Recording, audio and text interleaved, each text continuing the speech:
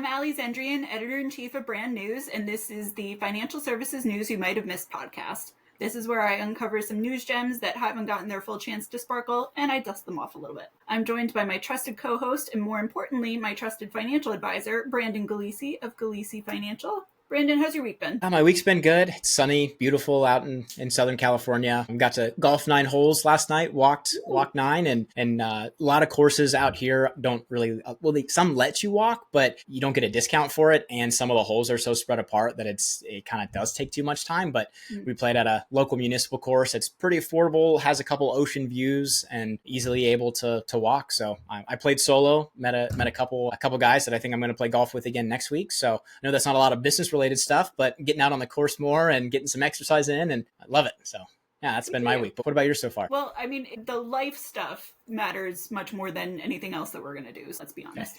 Fair. What about me and my week? It's been a pretty good week. The kids have spent a lot of time in the pool.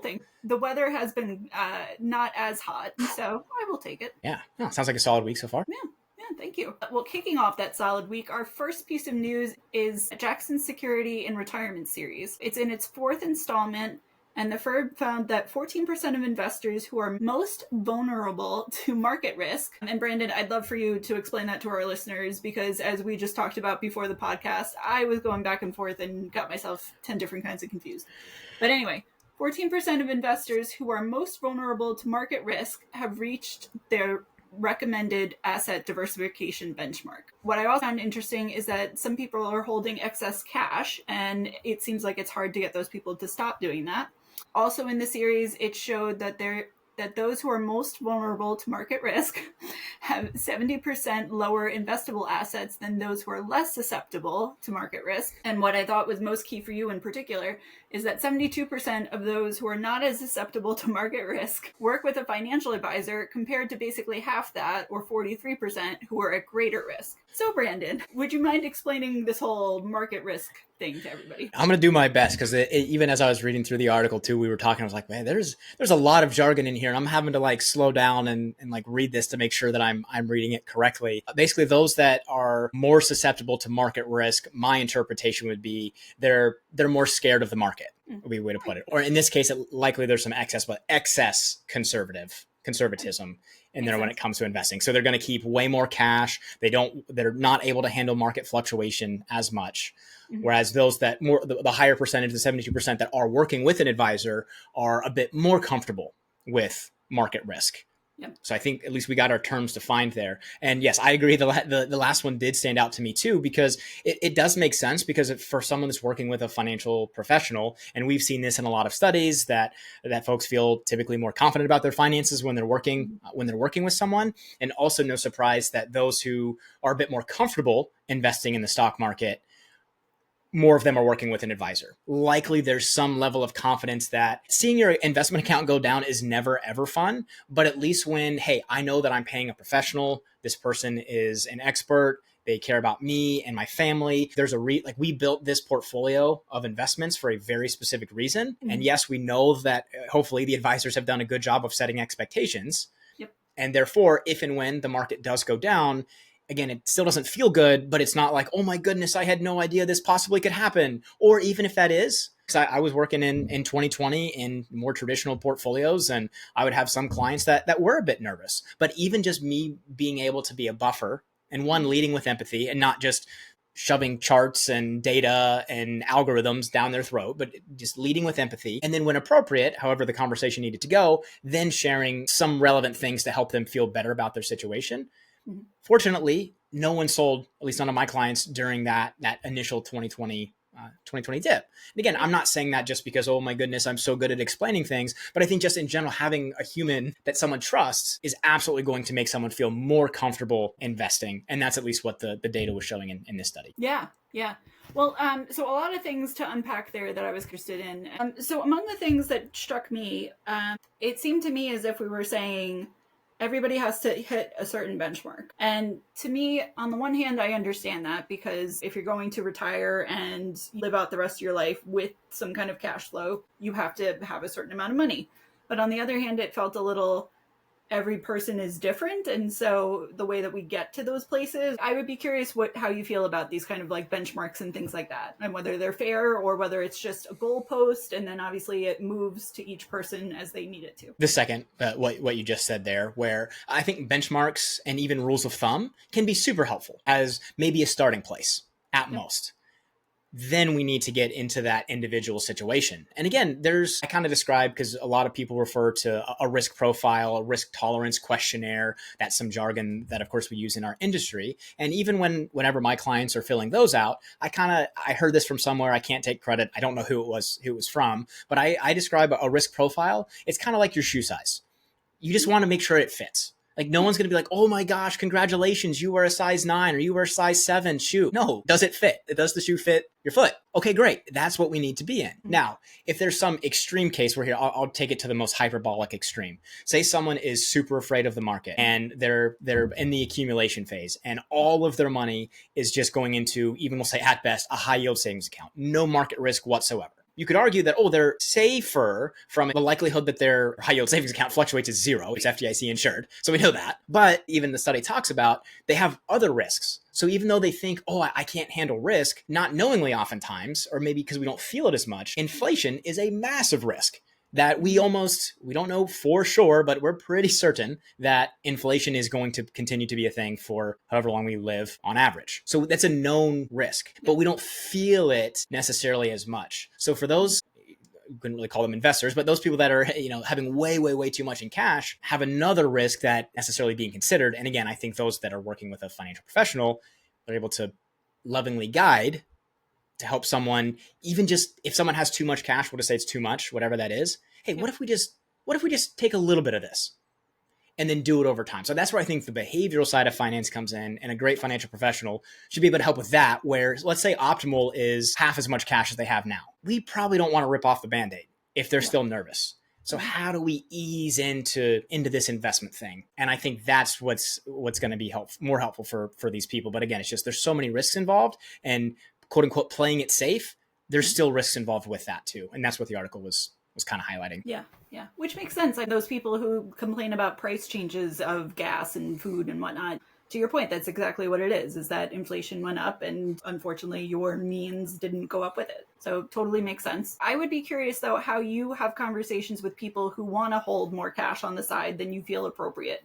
How do you try to coach them into that same thing of there's a reason that we have the markets and you should use them? Yeah. So I think with that, so shout out to Elements, we're definitely going to be looking at their element scorecard, even specifically, this is one of my favorite ones, their liquid term score, which is just their cash and any brokerage account. So basically money that you can quickly access divided by their annual spending. So for example, a liquid term of 0.5 suggests that someone has 6 months of spending that they could quickly access through their cash or their brokerage accounts. So whenever someone's liquid term score is very high and the majority of it's in cash. So first, I'm going to start by asking, how did you come up with this number that you wanted to have in cash? I'm saving for a home in 2 years. Okay. That's pretty much the end of the conversation. We're going to talk a little bit more, but okay, that makes sense to have that much cash. But if it's just been, hey, I honestly wasn't sure what to do with it. I was a little bit afraid to invest. I've never really done it before, which maybe is actually the reason that I might even be talking to that particular prospect or client to begin with. So hopefully they're somewhat open to advice. Then it would just be, again, starting with a bit of education of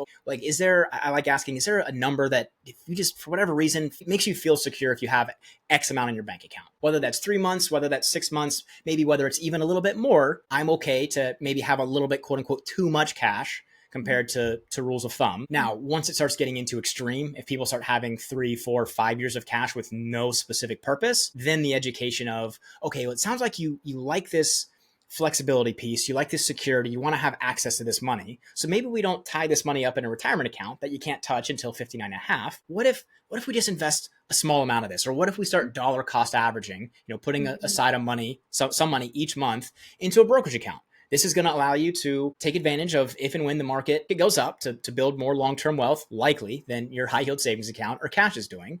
But also, if you do need it, one, you've already got your fully funded emergency fund in cash. But then if you still need more, you change your mind, you want to buy a house, you want to take a sabbatical, you're going to have full access to this money. So really trying to figure out what's the root of them having too much cash, probably something with security, flexibility, freedom. Typically it's one of those. Okay, well, how do we maintain those, but still make sure that you're building wealth for your future too? Very nice. And just because we were trying to be anti-jargon, although I feel like a lot of people know what it means, dollar cost averaging, how exactly does that work? Yep. So instead of, there's kind of two main ways you can invest. If you have $100,000, for example, you could either lump sum, put it all in, all at once, put 100 grand in, you're invested. Or you could dollar cost average. You could put in $10,000 a month for 10 months. So you're putting money in. So whenever the market's up, that same 10 grand buys less shares of investments or stocks, ETFs, whatever you're investing in. And then same thing the opposite thing, if the money market is down, that same 10 grand is buying more shares. Now, historically, I think dollar cost averaging, that's the more optimal way from a mathematical perspective. But actually, it's not necessarily the case because the market is up more often than it is down. Some typically ends up working out mathematically. But again, that's over the long term. The problem is, though, we don't know that for sure ever, right? I mean, you could put in that full 100 grand in April of this year, 2025, and then you would have seen a massive decline right after you put that in, and you'd have been kicking yourself for not dollar cost averaging. Or you could start dollar cost averaging in, we'll say, May, when the market had a massive recovery. And then now you're technically making less compared to if you lump sum. So that, I don't get into the optimal side. If I'm talking to a client, I just try to gauge what's the behavior. Because if you put this 100 grand in and it goes down tomorrow, how frustrated are you going to be? If it is, I want to sell everything, all right, let's dollar cost average. Knowing that if the market does go straight up, it's quote unquote less optimal, but that might make them feel better about the plan. Boom. That's the one that we're going with. I'm going with the one that makes them feel the most comfortable and is still going to help them accomplish their goals versus, we could have made a little bit more by lump sum, but I'd have been super nervous. I would prefer to go less nervous, still overall solid plan. Love it. Yes, definitely helping somebody's psychological and mental health is always a positive. So thank you for doing that. Yeah. I mean, I think that's real financial planning. I mean, because if not, I mean, that's, again, AI, just ask AI that question and it'll tell you the mathematically optimal approach. But oftentimes we don't need to optimize solely for the number side of things. They're incredibly important, but you could come up with a perfect financial plan. But if the client doesn't take any action because it wasn't tailored to them, you didn't factor in the behavioral side, their values, their goals, their experiences, then that plan sucks. No, because it didn't take any action.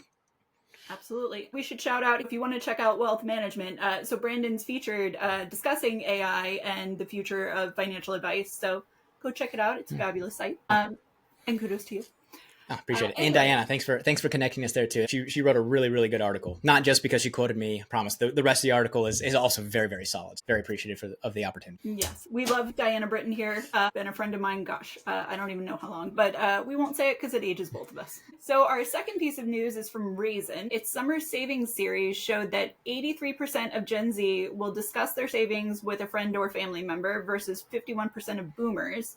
And then what I also thought was interesting is that 82% of Gen Z felt good about the amount that they're saving compared to 67% of millennials, the two of us. I was wondering what you think it is about Gen Z that they're feeling so good. And as I was reflecting on this, part of me said, when you're young and you're starting out in your career and whatnot, it just sort of seems like the world can't hurt you and you're making enough money and everything's fine. So to what extent is it that versus maybe they just have their stuff more in gear than the rest of us ever did? I would be curious your thoughts. I would agree with what you're saying. I don't have a perfect answer either, but I think part of it could be just they're younger. And if they've spent any time learning about finance, financial influencers are both positive and negative.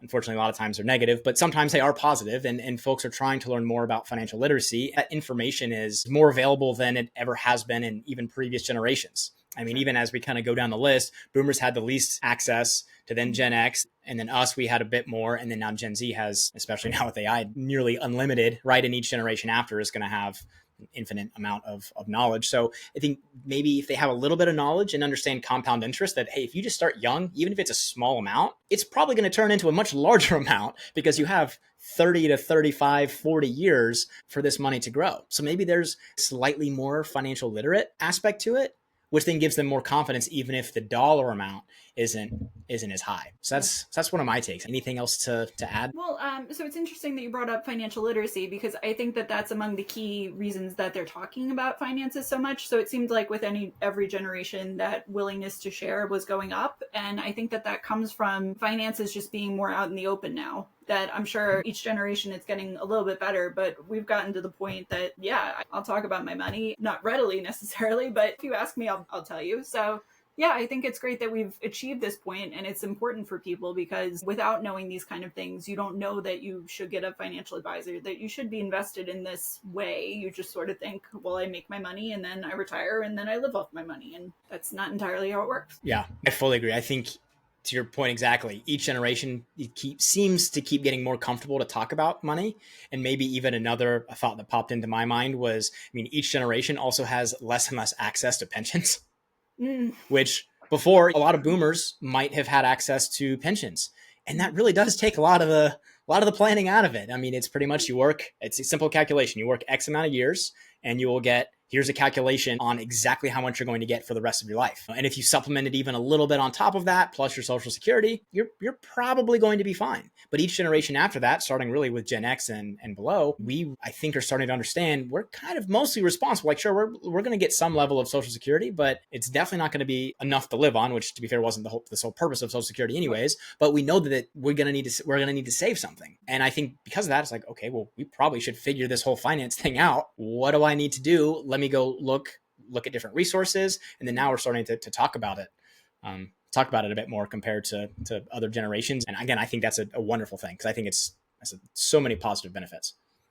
Agreed. And very well put. I hadn't thought of that, but you're absolutely right. I'm sure that has at least something to do with it. I don't know if you can tell, but I'm really into studies this week. So this is from AtoZ Communications Network member Wealthtender. They put out a report that showed that even though a person could get a referral from a trusted source, a family member or friend or whatnot, 97% of them expect to interview more than one advisor before they select one, and 96% will do online research. Additionally, 83% will look for reviews and awards for that advisor, I take it validating that they've selected the right choice or not. Before getting in touch with an advisor, people want to know their specialty area is the big thing and their pricing structure. So obviously this is your bread and butter. What did you think of this study? Super encouraging for me, even on that referral piece, because so content marketing, as we've talked about, is one of I call it the core foundational piece to my whole, we'll call it marketing funnel, if you will. Even though from the outside perspective, I don't have massive amounts of followers and I haven't even gotten massive amounts of leads necessarily directly through social media. I mean, some come here and there, but nothing on a consistent basis where I would ever say, hey, if I post X amount of times per week, I typically get this much coming in from social media. So from that perspective, I've had other advisors ask, dude, why are you still even doing this? This seems like a waste of time. You put a lot of time and effort into this, and it seems like there's not a lot of results. But my theory has been, and now this is getting confirmed by this study, that even content marketing is going to benefit every other aspect of potential new business. So referrals, like we're talking about. If I get referred, so not only do I have the warm introduction, which is, of course, incredibly helpful, but now that person can go check me out online. I've got over 25 reviews on Google, which is super helpful. And we've talked about reviews and how beneficial they've been before. Someone could spend hours with me if they wanted to, just scrolling through my different social. How do I act? How do I communicate? What's my style like? Can you get hopefully a little sense of my personality from some of my content? So you can already kind of have the warm referral, and then this is what that person was telling me about. Yeah, no, I am going to be interested. And I saw a lot of folks were then wanting to then have a kind of that discovery call or that initial introduction phone call, and that's step one of my process after someone's in my marketing funnel. Hey, I'm interested. What's next? It's always a 15-minute call to simply learn, hey, what are they trying to accomplish? Is there anything that I can do to be able to help? And then the sole goal of that initial 15-ish minute call is, should we connect on a free Zoom strategy session where we're gonna dive a bit deeper into their situation and offer that as like a free trial, if you will, where they leave with a one-page plan. So the fact that almost everyone is going online, regardless of how they might have come into you, I think is, well, I'm biased, but very pleased, very pleased with that. And it's confirming I'm not just spinning my wheels and wasting my time there. There definitely is something to what I'm doing. Absolutely. I don't know if you realize this, but I really found you through social media. I was watching you on Twitter and then was like, yeah, it seems like he knows what he's talking about. Like, I'm vibing with this. That works. And so look what this did to you. So all those people who say content marketing is BS. Anyway. Right. It's just a long time horizon is all. I mean, even for you, Allie, I mean, you're like, there have been, I know at least someone has, I think, reached out specifically through the podcast, but also through your LinkedIn. Didn't you just cross, was it 9,000 followers? Yes. Let's go. See, 9,000 followers, right? And you're connecting with potential clients pretty frequently and regularly, and that's content marketing, Yes. right? Yes. And it's clearly working. So it's like, yeah, it is. But I think it's also interesting when people think of referrals. You just think, I told Susie Q that she should reach out to Brandon, so she's just going to do that. And that it's just a one-stop shop. She goes straight to you. So I think it's interesting that whether it's the times have changed and the internet's here and we check reviews for everything, but we've gotten to that place that it doesn't matter that Susie Q really trusts me and she wants to check you out just to make sure that I'm not full of it. So it's interesting. Yeah, and I think it's overall a good thing for consumers. I think the advisors that do post some sort of content, and again, we're saying content. I mean, that could be podcasts like we're doing here. It could be text posts. It could be videos. Just anything, any sort of public type work to share your opinions. Dare I even say fancy feelings into the world, planting your stake in the ground for different things. And I mean, I know for me, like if I'm looking at different service offerings, I'm typically researching, I'm checking reviews. If I get a referral, I'm still probably going to check out that person's website as well. So it just makes sense from the buying journey. It gives us a leg up if we can make sure that we have good content consistently. We deliver a good service. If you deliver a good service, typically some level of referrals will come. And then if you also have the marketing engine on the back end, it's just going to increase closing rates, all things held equal. So it was really cool that Wealthtender pretty much confirmed a lot of my thoughts that I'd had and kind of experienced anecdotally, but then Wealthtender comes out and just like dropping bombs of wisdom and goodness. Yes, they were giving you your flowers. So I'm glad that somebody was able to do that. Yeah. Good. So our last piece of news, this firm Randy AI, a Canadian employment and disability law firm, started this workplace rescue program. It gives guidance on how to exit toxic jobs while getting the most severance out of the program. And then the firm also launched this severance improvement program for those who have already gotten some kind of severance or for whatever reason got nothing, to try to then maximize their situation. It made me feel like, hey guys, come to the US, we could use your help too. But I would be curious if you had any thoughts about any of this. The first thing that came to mind, yes, one, when are they coming to the US? And two, will that apply to financial firms?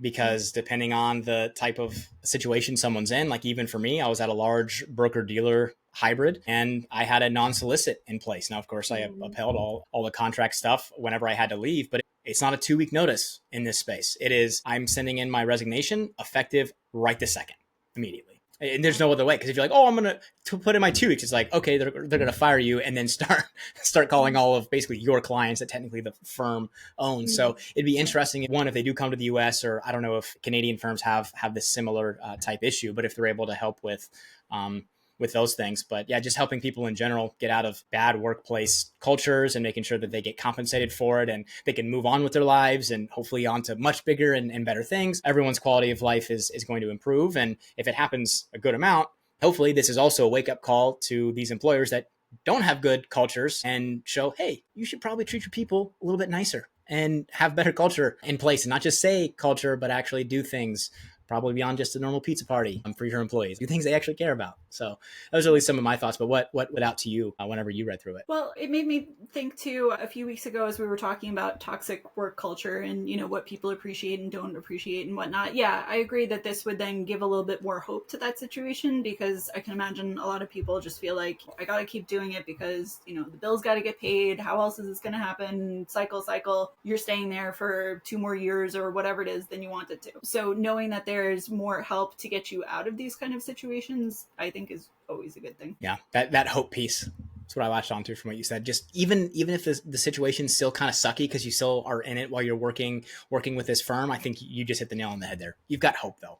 The situation hasn't changed, but if you have hope, that really does change the situation. It's like, okay, I can wait this out. I can see the light at the end of the tunnel. I'm still in the tunnel, but just the fact that you can see the end, I think does bring so much hope, and even immediately can it potentially at least improve quality of life. So improve quality of life now and hopefully in the future. And again, I'm all about that. Heck yeah. Well, thank you as always for tackling these, and especially in the case of the first bit of news, trying to explain market risk and who's most vulnerable. I give you credit for just taking on these things that I throw at you with not even a day's worth of notice. No, I appreciate it. No, I mean, I have a ton of fun. And like I was saying, I was reading through, I was like, okay, let me make sure I'm getting, because they were starting to use some terms that weren't even commonplace in the industry. And I was like, okay, I think I got it. So yeah, that's one of my favorite things. How do we take complexity, how do we make it simple, elegant simplicity, if you will. So no, this is always fun, and feel free to keep throwing stuff, and I will do my best to answer and explain. I appreciate that.